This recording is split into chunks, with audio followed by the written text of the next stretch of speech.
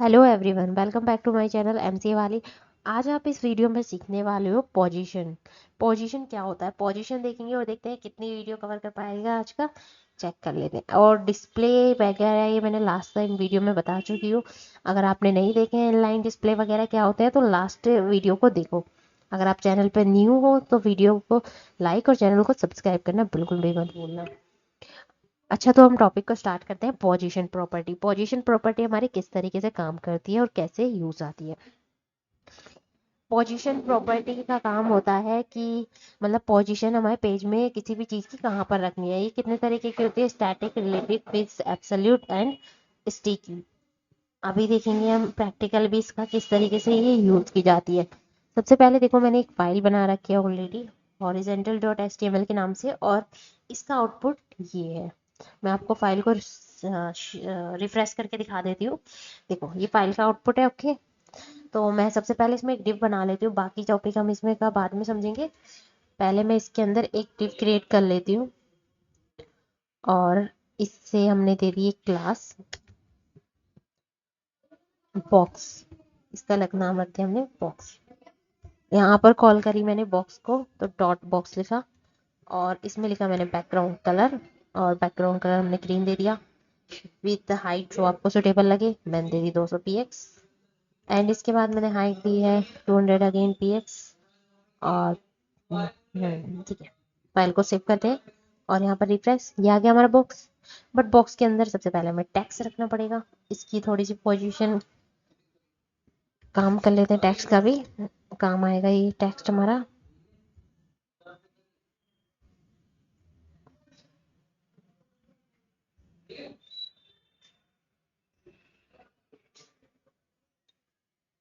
ये मैंने कॉपी कर लिया। Again paste, enter paste, enter paste and again paste. Save और रिफ्रेश। हाँ,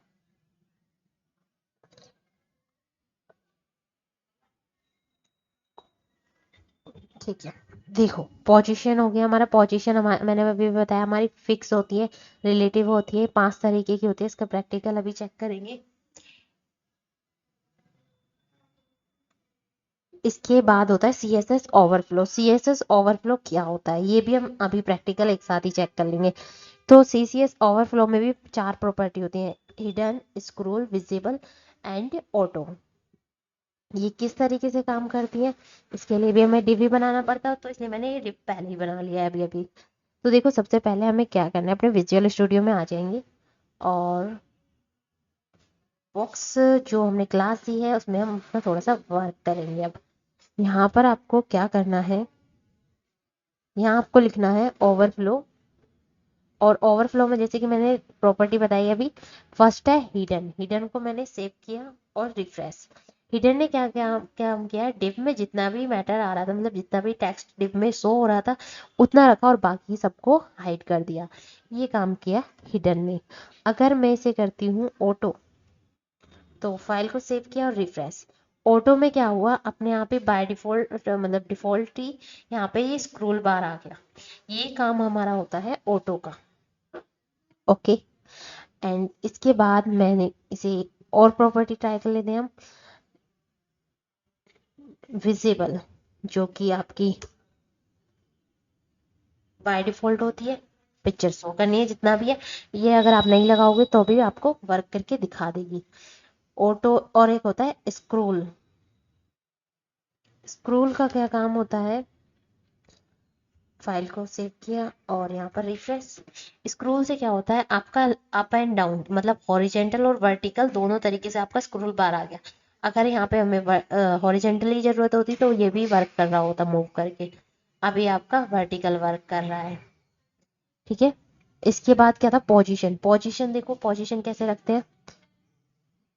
मैंने यहाँ पर लिखा पोजीशन, और पोजीशन में सबसे पहले हमने लिख दिया स्टैटिक। स्टैटिक का क्या काम होता है, स्टैटिक बाय डिफॉल्ट होती है तो इसका कुछ फर्क नहीं पड़ेगा रिफ्रेश करने में भी। ये आपकी बाय डिफॉल्ट प्रॉपर्टी है। स्टैटिक के बाद हम्म स्टैटिक के बाद एक होती है रिलेटिव प्रॉपर्टी। तो रिलेटिव का क्या यूज होता है, रिलेटिव का वर्क किस तरीके से करता है।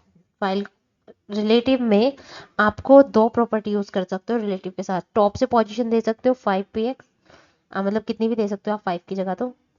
एंड टॉप के साथ कभी भी बॉटम यूज नहीं कर सकते और लेफ्ट के साथ कभी भी राइट यूज नहीं कर सकते। ये आपको मेन चीज पता होनी चाहिए। लेफ्ट के साथ मैंने 10, लेफ्ट से जो पोजीशन रखनी है मैंने 10px they the, and top से मैंने 5px दे दी। फाइल को सेव करके रिफ्रेश करते हैं। देखो रिफ्रेश करते हैं, यहाँ पे ध्यान से देखना, एक इफेक्ट आया, ये जहां पर है वहां से खिसक गया। एक बार और मैं एक चीज करके दिखा देती हूँ।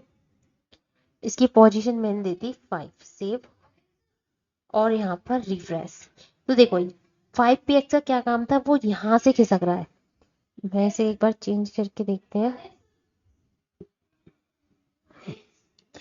जो हमने अभी पोजीशन ली है वो 50px यहाँ से है, और 5px ऊपर से खिसका है। मतलब ये जहां पर था ना वहां से मूव हो चुका है 5px। अगर आप पोजीशन में रिलेटिव की जगह एब्सोल्यूट लिखते हो तो एब्सोल्यूट का क्या वर्क होता है। एब्सोल्यूट को, फाइल को मैंने सेव किया और रिफ्रेश। एब्सोल्यूट का काम होता है, एब्सोल्यूट में जो आपकी पोजीशन आ रही है ये यहाँ से 50px आ रही है, और अगर ऊपर से आप देखोगे तो ये आपकी 5px आ रही है। जो एब्सोल्यूट में काम करता है वो बिल्कुल कॉर्नर से वर्क होता है, और अगर आप रिलेटिव यूज कर रहे हो तो पोजीशन वहां से वर्क करती है जहां पर है रिसेंटली, वो वहीं से यूज की जाती है। ये डिफरेंट होता है आपका पोजीशन और रिलेटिव में, ओ सॉरी, रिलेटिव और एब्सोल्यूट में। स्टिकी पोजीशन क्या काम करती है, स्टिकी पोजीशन का काम भी देख लेते हैं। स्टिकी और एक होती है फिक्स्ड, बाकी तो हम देख चुके हैं।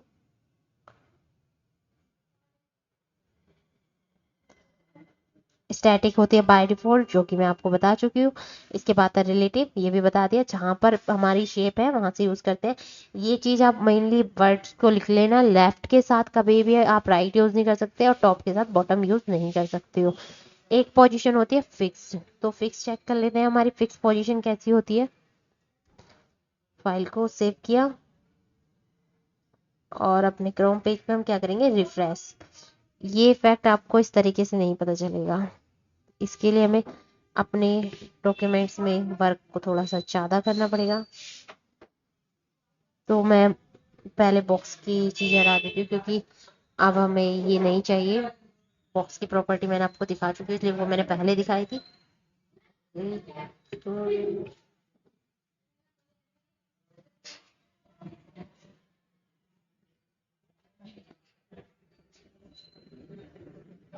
ये टेक्स्ट मुझे कॉपी करना पड़ेगा, पहले स्क्रूल लाना होगा, तब आपको इसका इफेक्ट समझ में आएगा।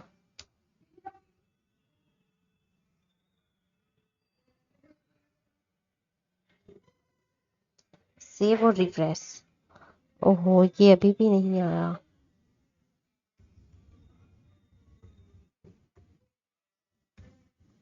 हम्म, देखो बाय डिफॉल्ट अब ये आ गया। अब पिक्चर को ध्यान से देखो, ये जो मैंने ग्रीन वाला डिप बना रखा है, ये आपका जिस लोकेशन पे है उस पे फिक्स है। इसे हम मिड में कर लेते हैं थोड़ा सा।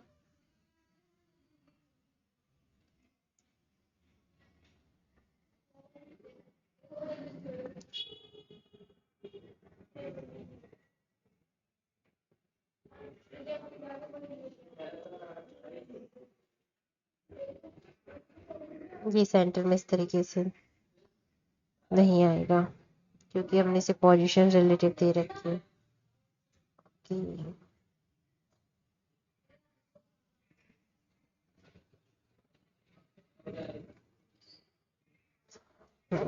देखो अब ये मूव कर रहे हैं ना, स्क्रोल आ गया है साइड में। ये मैंने इतना सारा टेक्स्ट इसीलिए लिखा था कि साइड में स्क्रोल बाहर आ जाए।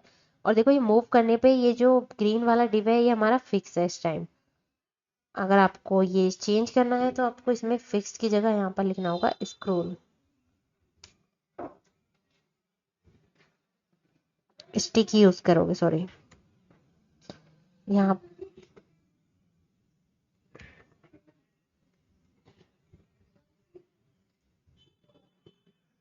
स्टिकी का क्या काम होता है, स्टिकी ना ब्लॉक, अपने आप ही ये बाय डिफॉल्ट ब्लॉक भी हो जाता है। स्टिकी देखो इस तरीके से वर्क करता है, ये ना टेक्स्ट के साथ मूव होगा आपका। जैसे हमारा टेक्स्ट मूव हो रहा है ये अब साथ में मूव हो रहा है। ये डिफरेंट होता है स्टिकी और उसमें। अब हम इतना सारा टेक्स्ट को डिलीट कर देती हूँ मैं। क्योंकि ये अब हमारे किसी काम का नहीं है।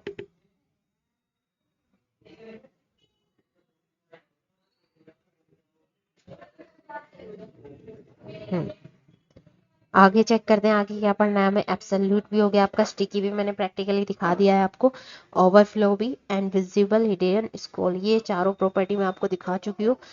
ऑटो भी, ऑटो का पता चल गया आपको। ओवरफ्लो एक्स क्या होता है, ओवरफ्लो वाई क्या होता है, इसे देखते हैं हम।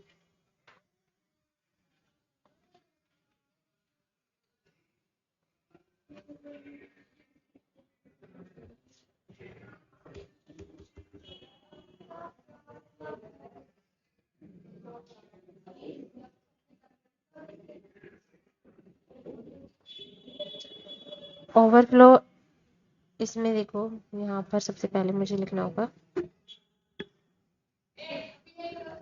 स्क्रॉल, और इसमें आपको यूज करना होगा ओवरफ्लो फाइल।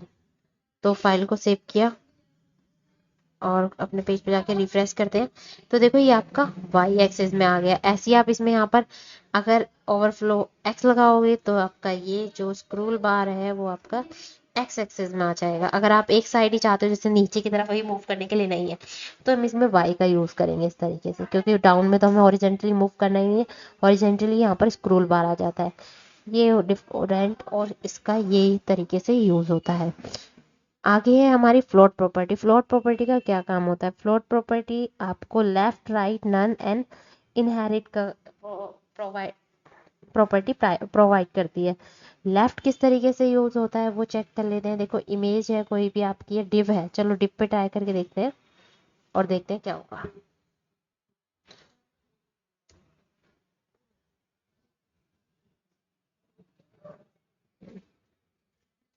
मैंने लिखा यहाँ पर फ्लोट लेफ्ट और रिफ्रेश करके चेक करा। देखो ये बाय डिफॉल्ट वैसे भी लेफ्ट ही होता है, इसे हम करते हैं राइट। देखो ये पहुंच गया आपका राइट साइड। इसी तरह बाय डिफॉल्ट तो वैसे लेफ्ट होता ही है, लेफ्ट में तो कुछ डिफरेंट नहीं दिखा, वो वहां पे था उससे चेंज हो गया। बट देखो राइट साइड के लिए फ्लोट राइट लगाओगे आप, ये फ्लोट की पोजीशन होती है। किसी भी प्रॉपर्टी को आपको फ्लोट करना है आप इस तरीके से यूज करोगे। नन मतलब कि वो जैसा है वैसा रहे, उसको हमें कुछ भी यूज नहीं करना। आई होप आपको फ्लोट प्रॉपर्टी भी क्लियर होगी होगी फ्लोट सॉरी, क्लियर प्रॉपर्टी आपकी दूर दूर तक सिलेबस में किसी बार यहाँ पर नहीं है। तो हम इस वीडियो में ओ लेवल पढ़ रहे हैं, ओ लेवल में हम उतना ही कवर करेंगे। अगर ये आपको एडवांस पार्ट सीखना है, मैं इसकी अलग सीरीज बनाऊंगी, वहां पर जो मेन मेन ये बीच में तो टॉपिक छोड़े वो वहां पर कवर हो जाएंगे, और उससे भी एक्स्ट्रा चीजें आप सीखोगे। उसमें बूट स्ट्रैप होगा, इसमें W3 CSS फ्रेमवर्क है। ओके, ये लेफ्ट राइट ये सब क्या होता है ये हम मैप में देखेंगे एक अलग वीडियो में। इसकी मैं सेपरेट वीडियो भी बनाऊंगी, मैप वगैरह की क्लासेस इसमें क्या सब चीजें होती हैं।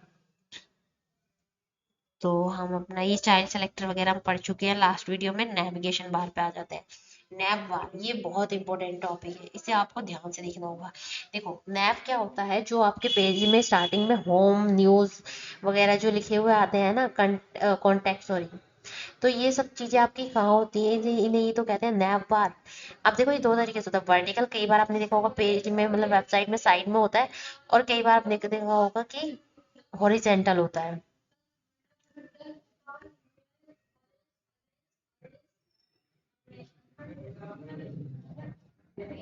हॉरिजेंटल इस तरह बोलते हैं, एंड वर्टिकल हम इस तरीके से यूज करते हैं। ओके, इसके बाद नेक्स्ट आगे बढ़ते हैं।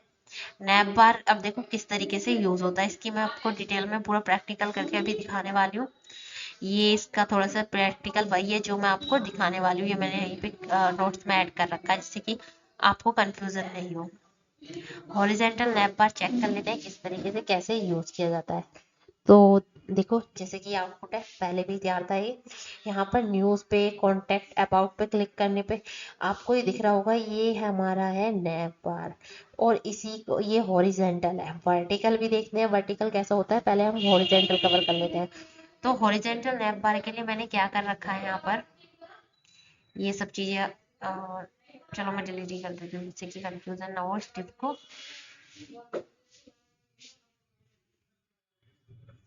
देखो सबसे पहले यहाँ पर आपको ये चीज ध्यान से समझनी होगी। मैंने यहाँ पर यू एल लिस्ट बना रखी है, अनऑर्डर लिस्ट और इसके अंदर एलआई टैग यूज कर रखा है। इसके अंदर मैंने क्या लिखा है, एंकर, मतलब एंकर टैग के अंदर हमने मेन वर्क कर रखा है। ये देखो आप ध्यान से दिख रहा होगा तो ये एंकर टैग है, और एंकर टैग के अंदर मैंने होम बटन बना रखा है। और यहाँ पर फिर क्या करा है, एचआर ऐप में हमने कोई भी लिंक देनी है तो आप इसमें सिर्फ डैश भी लगा के छोड़ सकते हो। यहाँ पर हम अपनी वो लिंक पेस्ट करते हैं कि जिसपे हम क्लिक करने पर पहुंच जाए। यहाँ पर हम अपनी वो लिंक पेस्ट करते हैं। ये आपका सेम टू सेम ऐसे ही आ रहा है। हेडिंग वन है, हेडिंग वन आपको जस्ट फुली इग्नोर करनी है क्योंकि हेडिंग वन तो वो हेडिंग बना रखी है मैंने। तो H1 तो ये वो है जो हेडिंग बना रखी है। यहाँ पर ये क्या दे रखा है, ये है आपका मार्जिन। मार्जिन किस तरह देते हैं, मार्जिन बाय डिफॉल्ट वेबसाइट्स में 8px मिलता है। तो आपको अगर मार्जिन पैडिंग या 0px रखना है तो आप इस तरीके से रख सकते हो। स्टार का मतलब क्या होता है, यूनिवर्सल सेलेक्टर है। ये मैंने आपको डिटेल में और सेक्शन वीडियोस में पढ़ाया है। मार्जिन और पैडिंग हमें 0 रखना है। हम नहीं चाहते कि हमारी इस वेबसाइट में मार्जिन और पैडिंग 8px बाय डिफॉल्ट जो होती है। अब देखो यूआई टैग, यूआई टैग को मैंने डायरेक्टली कॉल कर रखी है लिस्ट स्टाइल नन। ये सारी डिटेल में मैंने चीजें पहले पढ़ा चुकी हूँ कि ये टैग किस तरीके से यूज हुआ है। ये लास्ट वीडियो में मैंने चीजें कवर किया। लास्ट की 2 वीडियो भी अगर आपने देखी होंगी तो आपको पता चल जाएगा।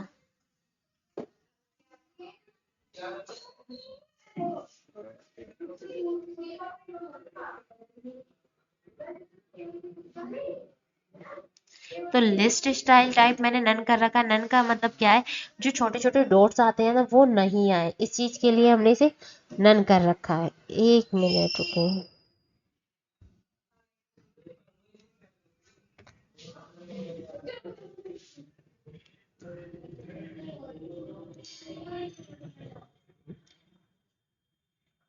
List style type none and margin 0, जो आपके डॉट्स आते हैं ना छोटे छोटे, उसको हाइड करने के लिए हम लिस्ट स्टाइल टाइप को मैंने नन कर रखा है। मार्जिन पैडिंग मैं नहीं चाहती तो इसलिए मैंने 0 दी है।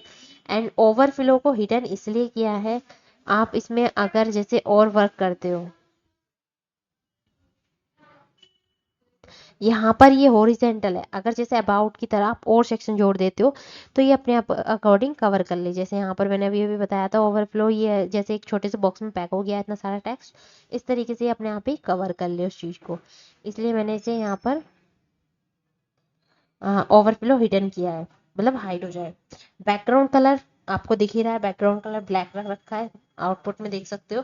ये जो ऊपर आ रहा है आपके न्यूज कॉन्टेक्ट के लास्ट में, इसे कहते हैं हम बैकग्राउंड कलर, जो मैंने यूज किया है।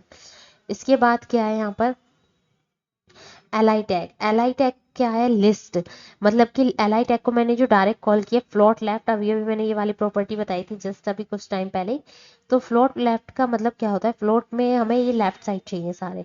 अगर देखो यहाँ पर मैं राइट कर देती हूँ, ये डिफरेंट दिखा देती हूँ एक चीज का, ये वैसे मैंने अभी अभी जस्ट दिखाया था, फिर भी यहाँ पर हम राइट करके सेव कर लेते हैं और रिफ्रेश करके देखो, आपका सारा नेविगेशन बार राइट साइड आ गया। तो आपको राइट भी रखना है तो आप इसी तरीके से यूज कर सकते हो, लेफ्ट एंड राइट कोई सी भी प्रॉपर्टी। अगर आप इसके अलावा वेब डिजाइनिंग में इंटरेस्टेड हो ना, तो कुछ इसके बाद ही शायद या 1-2 दिन में मैं कुछ अलग अलग टाइप के नेविगेशन बार बताऊंगी 3D वगैरह के। अब देखो एलआई के अंदर, आप ध्यान से देखना, एलआई के अंदर एंकर टैग को कॉल किया है। अगर मैं वैसे ये कॉल डायरेक्टली भी कर सकती थी, मतलब एंकर टैग डायरेक्टली हम ए यूज कर सकते थे, बट ये इसलिए नहीं किया क्योंकि हम अगर आगे पीछे कहीं भी और यूज करने वाले हैं जैसे एंकर टैग का अपनी लिस्ट में, तो मतलब अपनी वेबसाइट में, तो उन सभी पे कलर हो जाता। अगर यहाँ पर मैं एलआई नहीं लिखती, डायरेक्ट ए लिखती, तो जितने भी हमारी फाइल में ए से कॉल करने वाले टैग होते सभी पर एक जैसी ये प्रॉपर्टी यूज हो जाती। इसलिए मैंने ये जो एलआई के अंदर लिस्ट के अंदर एंकर टैग है सिर्फ उसी के लिए वर्क किया है। तो यहाँ पर डिस्प्ले ब्लॉक कर दिया। डिस्प्ले ब्लॉक का मतलब क्या होता है मैंने पहले बता चुकी हूँ, अगेन बता देती हूँ। ब्लॉक का मतलब होता है जैसे हेडिंग होती है वो अपने सामने का पूरा सेपरेट स्पेस लेके चलती है, उसे कहते हैं हम ब्लॉक, डिस्प्ले ब्लॉक। कलर जो आपको रखना हो, जो आपको सुटेबल हो, आप वो कलर रख सकते हो। टेक्स्ट का कलर दिख रहा है ये वाला है ये, ओहो ये मैंने गलती से चेंज कर दिया समझाते समझाते, चलो तो इस बार डिफरेंट भी दिख जाएगा। देखो कॉन्टैक्ट अबाउट का जो मेन कलर है ना टेक्स्ट कलर, वो कौन सा रखना है इसमें हम यहाँ पर डिसाइड करते हैं। टेक्स्ट अलाइगन सेंटर रखा है मैंने। टेक्स्ट अलाइगन मतलब कि ये जैसे ब्लॉक कर दिया है कि अपने अपने सेपरेट बॉक्स हो गए एक तरीके से। तो ये अपने इस बॉक्स में जैसे ब्लैक बॉक्स दिख रहा होगा, अब इसमें ये आपका राइट साइड ना रहे, लेफ्ट ना रहे, ऊपर ना जाए या नीचे ना जाए, इसलिए इसको हमने अलाइगन सेंटर लिखा हुआ है। इसके बाद क्या है, पैडिंग दी है। पैडिंग आप दे सकते हो लेफ्ट राइट से, एंड टेक्स्ट डेकोरेशन नन कर दिया। टेक्स्ट डेकोरेशन नन करने का फायदा क्या हुआ, जो एंकर टैग में बाय डिफॉल्ट अंडरलाइन और ब्लू कलर आता है वो हमारा नन हो जाएगा। ये हम प्रॉपर्टी हमने उसके लिए यूज की है। अब देखो एलाई पर होवर, ये होवर इफेक्ट मैं सिलेक्टर में पढ़ा चुकी हूँ वैसे कि होवर किस तरीके से यूज होता है ये प्रॉपर्टी, यहाँ पर भी आपको शायद मे भी समझ में आ रही हो। ए आई पर मैं चाहती हूँ होवर हो, मतलब जैसे हम कर्सर ले जाते हैं तो बाय डिफॉल्ट जो कलर आ रहा है वो होवर की वजह से आ रहा है। जैसे कर्सर ले जाने पे इस पे कलर्स आ रहे हैं ना, ये होवर इफेक्ट का कमाल है। तो हमने क्या क्या प्रॉपर्टी में डाल रखा है, इसमें मैंने लिख रखा है बैकग्राउंड कलर ब्लैक हो, जो कि अभी दिख रहा था, सिर्फ एक ही प्रॉपर्टी डाली है यहाँ पर। और यहाँ पर नोट एक्टिव का मतलब क्या है, सबसे पहले इसी भी देख लेते हैं साथ के साथ। नोट एक्टिव का मतलब ध्यान से देखो तो आप, मैंने पहली जो लिस्ट बनाई है उसमें एक क्लास दे रखी है एक्स्ट्रा में एक्टिव, ये मैंने क्लास का नाम दिया है एक्टिव। और देखो यहाँ पर नोट एक्टिव का मीनिंग क्या है इसका भी पता चल जाएगा। इस एक्टिव क्लास को मैंने सेपरेट अलग से बैकग्राउंड कलर दे रखा है ग्रीन। ओके। अब यहाँ पर नॉट एक्टिव का मतलब है, ये आपकी सीएसएस की एक प्रॉपर्टी है। नॉट एक्टिव का मतलब है कि जो ये बैकग्राउंड, ये ब्लैक वाला जो कलर है ना, ये आपके बाकी सब प्रॉपर्टी पे काम करे, बट जो एक्टिव डॉट एक्टिव, ध्यान से देखो क्लास को डॉट एक्टिव से कॉल करते हैं, डॉट एक्टिव नाम से जो भी क्लासेस हैं उन पर वर्क नहीं करे। अगर आप एक्टिव क्लास कहीं और देते हो तो ये आपका एंकर टैग में होवर पे इफेक्ट नहीं करेगा। देखो इसका फायदा क्या हुआ, ये ग्रीन कलर में ऑलरेडी एक्टिव है, जैसे कि आपने इस पर क्लिक कर रखा हो, बट हमने इस पर क्लिक नहीं कर रखा है, ये आपका डायरेक्टली मतलब हमने बाय डिफॉल्ट औरों के लिए ही एक्टिवेट रख रखा है। बट और देखो इस पे होवर भी इफेक्ट नहीं पड़ रहा है, होवर क्योंकि इसमें नॉट एक्टिव किया है। नॉट एक्टिव करने का ये फायदा हुआ है कि होम पर नॉट एक्टिवेट नहीं, मतलब वो होम पर इफेक्ट ना करे बैकग्राउंड कलर, औरों पे इफेक्ट करे ओनली।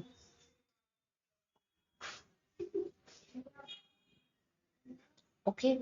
तो आपको ये प्रॉपर्टी समझ में आ गई होगी। एक्टिव में सिर्फ मैंने कह रखा है बैकग्राउंड कलर हो, आप चाहो तो इसमें फॉन्ट कलर या कुछ और भी दे सकते हो कि इसकी साइज इंक्रीज हो या एनीथिंग एल्स। ठीक है। आई होप आपको आ गया होगा हॉरिजॉन्टल बार कैसे बनाते हैं, ये सारी चीजें आपको क्लियर हो गई होंगी। देखो 8 px दे रखा है तो कॉर्नर पे जो स्पेस है वो भी नहीं आ रहा है, वो 0 px है, क्योंकि मार्जिन और पैडिंग, ये बाय डिफॉल्ट ये जो कॉर्नर वाला स्पेस होता है ना, ये आपका 8 px आता है। अगर आप इसे 0 रखना चाहते हो तो यूनिवर्सल खोल, यूनिवर्सल सिलेक्टर में 0 px मार्जिन और पैडिंग दे दो। वैसे मोस्टली लोग वेबसाइट बनाने से पहले मार्जिन पैडिंग 0 रख लेते हैं अपनी, क्योंकि अपने अकॉर्डिंग यूज करने के लिए। आगे हम नेक्स्ट वीडियो में देखेंगे वर्टिकल वर्टिकल नेविगेशन कैसे बनाया जाता है, और इमेज गैलरी नेक्स्ट टॉपिक में। अब हम देख लेते हैं आज हमने ओ लेवल की सीरीज में क्या क्या सीख लिया है अब तक, और क्या क्या हमारे टॉपिक्स रह रहे हैं। एक बार सिलेबस भी पता होना चाहिए हमें अपना। तो देखो हम लास्ट में थे, तो यहाँ पर हमने लास्ट में आज हमने क्या क्या क्या कवर किया है।